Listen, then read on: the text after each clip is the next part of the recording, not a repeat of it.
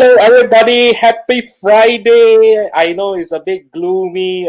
Seems to be gloomy and raining in KL, even in Perth. Okay, but we have good weather down in Singapore, right? According to Dr. Mike, as well as a pretty good weather in Brisbane. Hi, Mel. Welcome.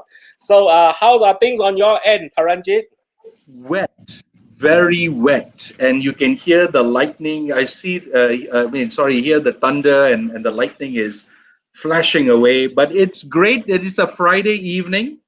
I'm looking forward to the weekend. I'm actually, more importantly, I'm looking forward to this evening, just Great. to listen to what we have planned for us today. So, what do we have planned today, Wihan? So this week, our focus has always been on the reality, of course, due to COVID and MCO and CMCO, now it's RMCO, on organizations. And what are we doing to address these challenges, both from the organization as well as an individual level? Yesterday, we have, of course, the proud pleasure to host Adli Walid from Simdabi Oils, to actually listen from him, and we are so happy to know that Simdabi Oils as an organization undertook this very much a lot of specific initiatives and programs to actually accommodate their staff as well as the business to actually look at how to actually mitigate some of the impact as due to COVID-19, right? We also, before that, was talking to Kevin Yong, who is an executive search consultant, and we are looking at some of the areas of requirements of whether during this period recruitment has gone up, gone down, gone forth, what is different, and so on and so forth. And on Wednesday, we definitely was a very good show when we had Renuka on, and Renuka there shared with us very key pertinent tips and focus of how managers, professional managers, can uplift their professional image, okay, and branding, especially managing a virtual communication call or a virtual meeting or a training in that sense. And I thought her tips was one of the most very good and succinct that we all can actually take focus on. So in that sense, that's how we have set up the week. And what do we have in store today, Taranjeet? Oh, brilliant. So, following on the focus of the reality, which is what this is all about, enough of the new reality in terms of the new normal, enough of what is it in store for. No, it's now. And this is what this is all about. And the impact that we are looking at now with regards to managers, and specifically how we manage our business and how we manage our people. The skills, are they sufficient? Are they inadequate? Do we have the skills for managers to drive remote working? Do we have the skills of managers to drive the engagement levels through this remote working experience? So to this end, we are absolutely delighted to have David Jones, the MD of Asia Pacific, CMI Asia Pacific, to join us this evening. Now, David Jones has been responsible for developing and managing partners and the interfaces of CMI across the Asia Pacific region. His career was largely in aerospace, and more recently with the Swiss aerospace provider as a general manager. He's held various roles in the coveted engine manufacturer Rolls-Royce, where he headed both their aftermarket strategy and Southeast Asian client base. He's also held various positions in British Airways. Now, in the past, he was the chairman of the European Malaysia Chamber and sits currently on various committees, academic and government advisory boards, including Pemuda, and has lived in Malaysia for over 30 years. I think he's more Malaysian than you and I, Wihan. So I know David. I know David very well. I've had the privilege of sitting with him on the advisory board of CMI Regional Advisory Board for Malaysia. And today we have David before us. So David, welcome to Elephant in the Room. So Wihan, hi. So Wihan and Taranjeet, thank you very much indeed for this opportunity on behalf of the Chartered Management Institute. It's a real pleasure to be here today. Thank you. It's our pleasure, David. It's our absolute pleasure. So, Muihan, over to you, my friend. Sure. See you in a short while, Taranjeet. So, welcome to the rest who have just joined us, to all our guests, audiences. Today, we are having a very interesting episode, and our guest today is, of course, Mr. David Jones from the CMI Asia Pac. And maybe just for context setting, David, let's just start into the show. Maybe can you help us to understand, or help our viewers to understand, in maybe a para or two, describe to us what is CMI and what is the mandate and your involvement, so that at least everybody have a better appreciation, rather than we hold on to the so-called acronym as well. Yeah. So can you just explain that for us, David? Okay, Muihan, absolutely. So the Chartered Management Institute is actually a management and leadership organization. Our whole remit, if you like, is to develop better leaders and managers. We are a not-for-profit organization. We've been around for more than 70 years. And as I said, our whole focus is actually on making sure that we can develop better leaders and managers. And the reason for this is, as you probably are aware, is that the organizations which are much more successful are those ones which are better led and better managed, because of the fact that staff actually feel much more motivated and inspired by working in those organizations. So just to give you a global context, we have something like 132,000 members worldwide.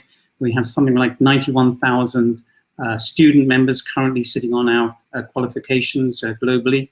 And we have a number of voluntary boards around the world as well. I'm very pleased to say that in Asia, we have voluntary boards in Hong Kong, in Sri Lanka, Singapore, and indeed, as Taranjeet's mentioned, since he sits on the board, in Malaysia as well. And these boards are basically there to actually facilitate and grow our membership, and to actually organize events regionally. But that's only just part of what the CMI is all about. We're fundamentally a thought leadership organization, which is actually there to try and ensure that through our various curricula and so on, we can actually make sure that the management and leadership styles are relevant for today. You can imagine what happened 72 years or 73 years ago when we started off. That was it was certainly a different style of management and leadership. Today, that's very, very different. So my take on it is that it's very, very important that we're relevant for today. We're relevant for what's happening with Industry 4.0. We're relevant today for the current circumstances with COVID-19. We're relevant today for the new millennial and Gen Z that are coming into the workforce. Those are very important. And my, if you like, simple role is to actually grow our brand, grow our relationships and our partnerships across Asia. Very good, very good. I like it. And it's a really nice context setting. So let's quickly go into the meat of the discussion here.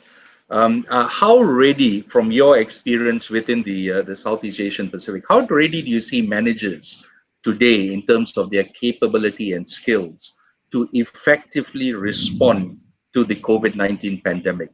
And why do you think so, if you provide us with some thoughts around this? Indeed. So I want to raise just a few points here. First of all, I think it's absolutely true to say that across many parts of Asia, that people just were not used to actually having remote working or so-called working from home. It just wasn't in the culture. In many parts of the Northern Hemisphere, Europe and the United States and so on, it is. Around 40% of the workforce spend at least a day a week at home if they're in an office environment. Here, obviously, it was something which was completely new and, if you like, untried. But all of a sudden, here in Malaysia and across Asia, we were launched into this unfamiliar ground and so on. I think there's a number of points that I would like very much to highlight here. The first one is, it's quite clear, and it's always made clear to me when I entered into the field of management, that you can't manage others until you can manage yourself. So managing yourself is so absolutely vital. And it's just simple things, creating a schedule for yourself, a diary, a calendar, actually creating a simple task list based on importance and prioritization, and just simply running through that and making sure you're delivering on that and you're committed to that. So I think, it's impossible, therefore, to actually manage your staff and manage others until you're actually really if you like, making sure that you're following these particular basic guidelines yourself and making sure that those rules are relevant for you and so on. So that's the first point. I think the second point I want to raise is that clearly in this rather unique working from home environment, it's very important to communicate. I mean, it goes without saying, but it's the style of communication. All too often we hear this directive style of communication rather than having staff engaged and actually making sure that they're being heard and actually understood. Because working from a home environment, it's all very well for myself. I have a very nice little environment here. I can lock the door, shut myself away. I don't have children of a young age. It's very, very easy for me to be able to do that and to concentrate and to focus on what's actually necessary and to schedule calls as and when I need to and so on. But I think there needs to be, on behalf of management and leadership, a little bit of empathy here, a little bit of understanding of the staff that not everybody has that sort of luxury. You know, they are working from the bedrooms, they are working from the kitchen or the dining rooms and so on. And that's going to be, you know, there's going to be interference there from family members because number one, it's their home, not an office environment. So I think that sort of communication is important to understand. And so therefore, you need to have regular team meetings. You need to schedule those regular team meetings to make sure that the staff are aware of what's going to happen. You need to make sure that you're focused, if you like, on outcomes and not, if you like, focused on every moment of the day, what they're actually working on. That is, I think, very, very important. And I think the third point I would say is that we all know that in this very sort of challenging environment that we find ourselves in, we ourselves have to be resilient, we have to be agile, we have to be tolerant. If we're not, how on earth are we going to be expecting this of our staff? It doesn't go. We have to be motivated, we have to be positive, we have to inspire our team because they will be going through some difficulties themselves of all sorts of different natures. So let me just hold you there, David. And what I'm hearing are things which, whether it be COVID or not COVID, you know, they are things which you would expect of good managers. Yes. You know, the disruption has come upon us with the, you know, IR4. Before that, it was with the ERP world. So these are things which, as good managers, we are expected to do. But Dr. Michael Heng, if you could pull that out, Muihan, I'll be very appreciative. He talked about how have leadership changed. So how has leadership changed given the response to the COVID pandemic? Is there a new leadership model that we are currently looking at? What are your views on this, David? Yeah, I think that it's true that coming out of this, I'd like to believe will be a better understanding that through this process, through actually, if you like, empowering the staff and engaging with those staff, making sure that through a level of trust and confidence you've got in those staff, that ultimately they're going to be delivering on the outcomes because they themselves want to do that anyway. It's been proven many, many times over and above that, quite frankly, the one of the things that people like to be doing, they like to be challenged. They like to make sure they're actually making a contribution towards the well-being of those companies that they're actually working for. And so therefore, it's very important that they're able to do this. So what I feel going forward is that this is sort of enabled and encouraged, if you like, although I think in many parts of Asia, including Malaysia, we've got an awful long way to go. And that is that we need to make sure that the staff themselves are trusted with actually delivering, if you like, on what they're supposed to be delivering on. Good.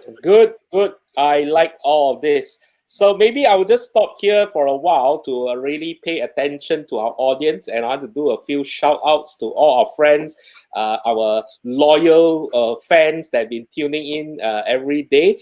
So I will just go right on top. Of course, we have our Sujit all the way from Perth. Thank you for coming in. We already had heard from Mike from Singapore. My good friend Chong Sulim, thank you for being here. Mel is one of our guest speakers. She's from Brisbane. Thank you for for being here. Much appreciative. Who else do we have? Oh, we have Mr. Zorab Chong. Hey, Zorab, welcome back.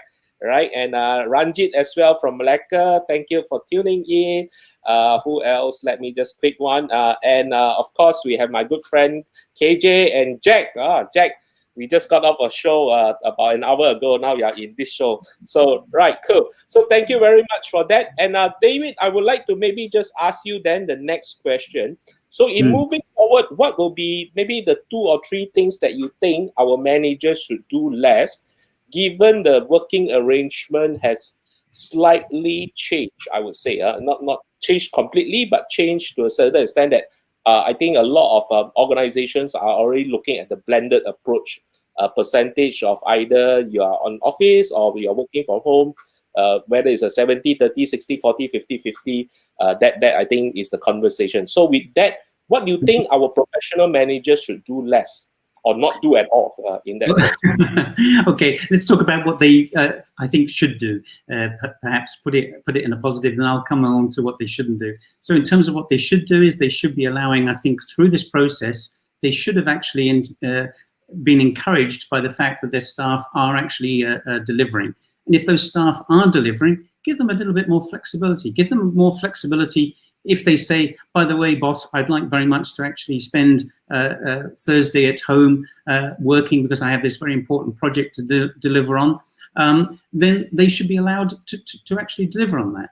I think the second thing that managers must do, and I think this is very difficult, and as Taranjeet rightly said, I've lived in Asia for 30 years. I've been actually in and out of Asia for considerably longer, but as you can probably tell from my grey hairs, but I've actually lived here for 30 years. And one of the things that I find challenging is that managers believe that they should not, they should actually be controlling, that the staff not necessarily be listened to. And actually, why are you employing those staff? You're not employing robots, you're employing staff who've got initiative, who've got ideas. They should be listened to as well. So let's go on to the points, I think, that perhaps what they shouldn't do. And these are some horror stories that I've come across, and it simply comes down to the lack of trust, if you like, and the desire to actually have more control moving hand. I think this is what I've seen. And for example, filling in timesheets where every half hour of the day they have to fill in exactly what they're working on and submit that at the end of the day. Now, if you've got time to fill that in every half hour, and it's not just a simple timesheet, it was quite elaborate, the spreadsheet that I saw, then quite frankly, you're not doing your job if you're spending all your time filling in that type of form. That's number one. The second thing that I heard, and I can't believe this, but this is what I was informed, is that actually there's some monitoring software monitoring that their staff are actually working on their laptop or computer at home. I mean, that to me is absolutely frightening, because you know what they're working on the computer, who only knows? But and they, just like everybody else, they need a break. So it could very well be that the boss comes in and says, by the way, I found you weren't working for the last 10 minutes. Well, I'm sorry, but people need toilet breaks or tea breaks or whatever, just to refresh themselves. And you can't stare at a computer for hours and hours on end. So I think that's some of the things that they shouldn't do. I think also I find that communication, I think communication across a medium like this is absolutely vital. You cannot be vague. You have to be absolutely crystal clear what it is that you're communicating, and allow your staff then to summarize and actually explain back to you what it is you're actually looking for. Otherwise, you could waste a complete day or more simply because the staff thought that's what you actually wanted, when in fact, actually it wasn't what you wanted at all. So I think that's very important. And the final thing I think, which is very important, is this. I think, you know, is part of actually engaging with the workforce themselves need to be mentored, not monitored. And I think that's a very, very key point of this. If you want to get the best out of your people, give them guidance, give them support. Don't just simply monitor them and actually say by every single second, every minute of the day, you should be doing this. No, that's not right at all. And moving away from the time, you know, people have to spend 12, 13 hours a day in the office. What for? If you've delivered on that in 6, let the staff go home. They're going to be far more productive the next day when they come in, much more refreshed and so on. So allow me, and that's a really good point. So the point around the belief that the person will do the right thing, Yes, the belief that the employee will manage the time in the way he's supposed to. And I totally agree with that. And that's the mark of a very responsible manager and a hmm manager who has, to some extent, arrived, amongst other things. But you also have the whole area around whether or not the staff has the capability to deliver. It's a two-way relationship, it is. in so much as I would want the honesty and the ability to empower, but I also would want that level of accountability from the staff as well. Yes. And how do you see this playing out, David, given the evolutionary stage that we are here in Southeast Asia? Yeah, that's a very, very good question, Taranjeet.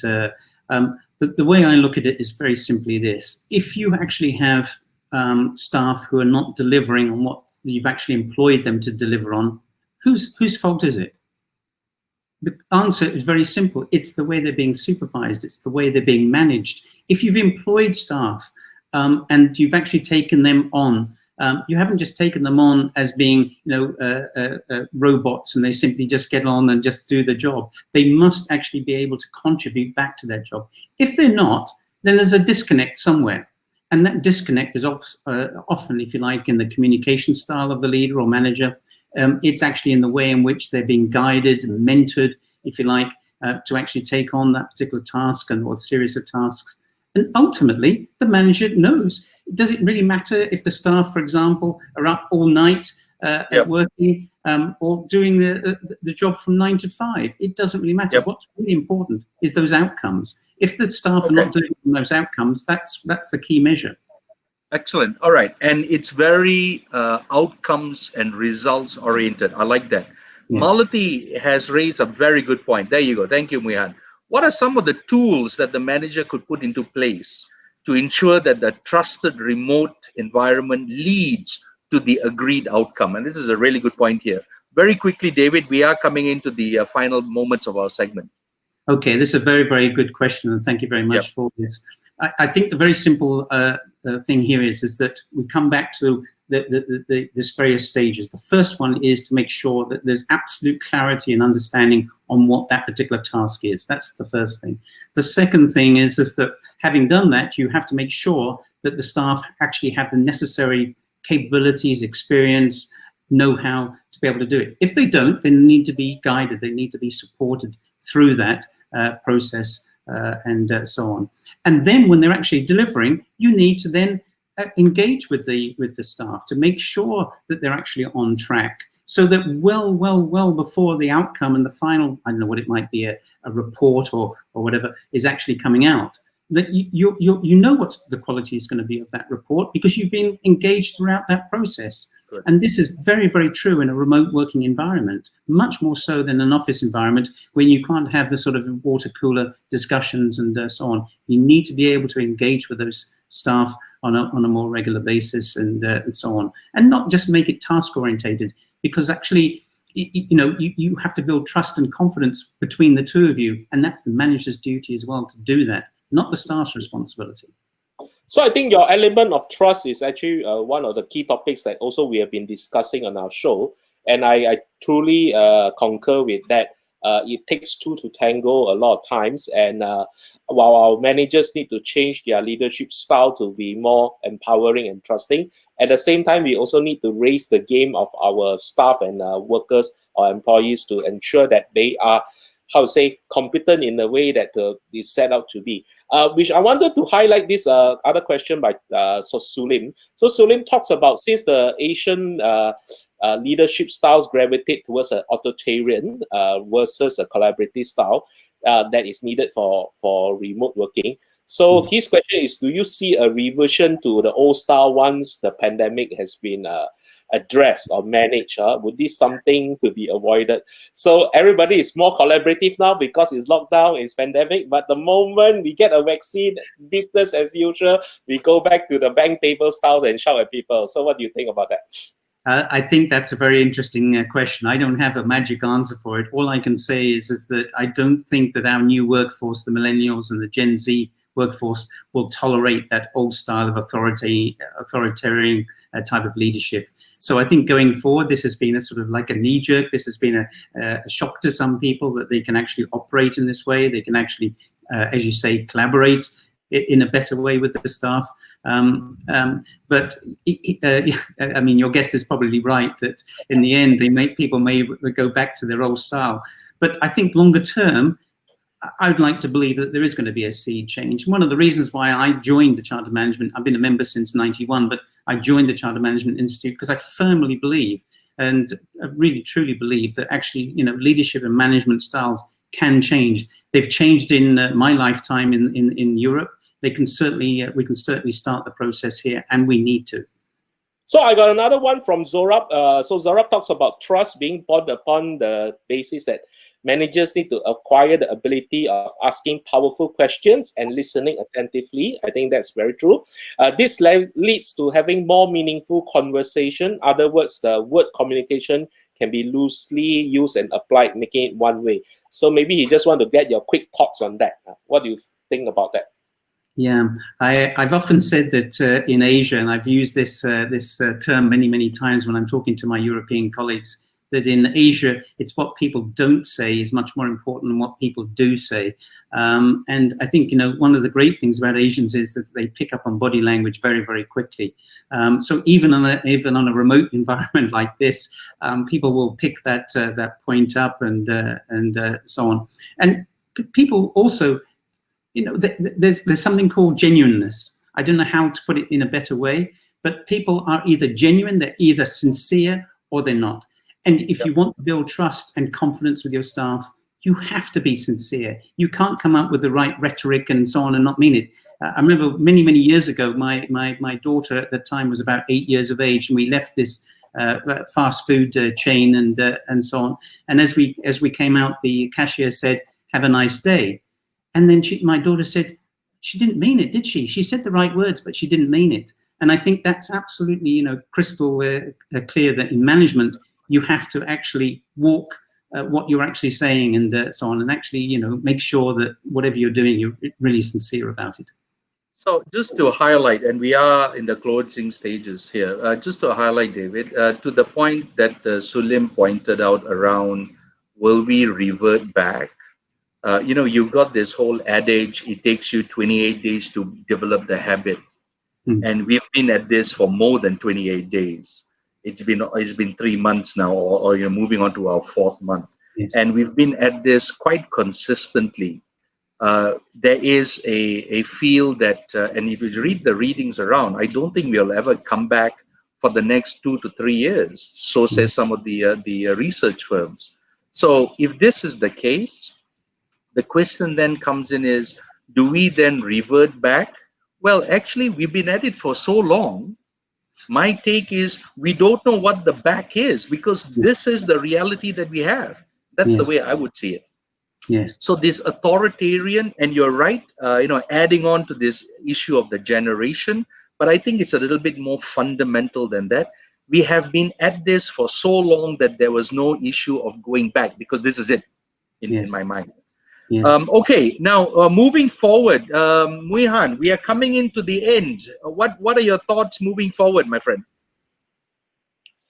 So time is up, and we always have fun when time flies. And there's a research, it's called the flow moment. So when you're in the flow moment, you lose track of time, and productive things happen in the flow moment. So thank you very much, David, for sharing your perspective and thoughts. It's really been a great pleasure to have you with us on Elephant in the Room. Maybe is there any last words that you want to leave our audience with, David? That's very kind. Well, I think I think we've used the word trust too many times in this half-hour session, but I think it's very important that it is the case. I think the little bit of tactics, if you like. I think one of the great things about this particular show, if you like, is that it's only half an hour long. And all too often, people have video calls going on for 90 minutes, 2 hours. how on earth can you concentrate on in that sort of time frame? I honestly don't believe anyone if you think you can control and actually concentrate on that period. So that's one thing I would say. I think the other thing is that you have to, during this process, accept that not everyone's like you. And I think all too often we expect that our staff are going to be clones of ourselves. And, I operate more efficiently from 10 a.m. in the morning. I'll be absolutely honest with you. My wife operates from 5 a.m. in the morning. I can't do that. But then again, I can actually work until 1 a.m. in the morning. She can't. 9 p.m. is her watershed. That's it. She's out. We're all different. I think we have to accept that people are different. The final point is, and if I can make a plug for the Chartered Management Institute, we do have a huge amount of resources here, which are actually online, even for non-members. I'd certainly strongly recommend that people use those resources. We do have a guide going through this COVID crisis. It's called the Better Managers Manual. It's freely available. You can actually go on and actually look at that document and so on. Again, I don't think anything in there is rocket science. If you pick out 1, 2, 3 points from that, that'll be excellent. I think it is a good guide and it will actually serve you well. So thank you very much indeed for the opportunity. Very good. Thank you. Thank you. We will see you in a short while me and Taranjeet will close the show. Just hold on in the studio back end. So Taranjeet, any quick words from you for today's show? I'm always enthralled when David speaks, and today was no different. The level of, and I say this with absolute genuinity, there's a lot of wisdom that he's brought to the table today. The experiences and the wisdom that is brought is amazing. The whole area about how we manage moving forward, the whole area about not going down and looking at tasks, but actually taking it one step up. Mel raised a very good point. What are some of the tools? Well, actually, we don't need the tools. It's all within us. What can we now do to ensure that we slowly allow that level of empowerment based on the results that they bring forth? My question here, and I don't mean it in any disrespect, my question here is, are they being the employees as a whole, are they ready to take this on? Because I cannot afford a failure, not at this critical juncture in the organizational sustainability model. So the moment something happens, it's not one guy, it's all of us are impacted. So my going in here is, insofar as I want to give it to you, I would also expect 110% return, because we are all fighting for survival at this point in time. The last point around honesty, and I think that is right. We can't go out there to understate this. There needs to be a level of honesty on both sides. And if it cannot be done, you have to tell me why. What more can I do to help you? And if I don't tell you the level of clarity that's required, you have to tell me, so that I can provide that level of clarity, so we are all on that same boat together. So these are a couple of takeaways that I had, and I'm absolutely delighted just to hear that from David. Muyan? Okay, so yes, we have come to the end of the show, and it's Friday, and we thank all of you. And also, I think looking at traffic, some of you might be watching this in a traffic jam, especially with rain pouring in the Klang Valley. So for those who are doing that, please drive safe, all right? And we will see you once again next Monday, 6 p.m. At our Elephant in the Room in this channel. So stay tuned for that. Have a great weekend. Bye-bye. Stay safe. Bye-bye.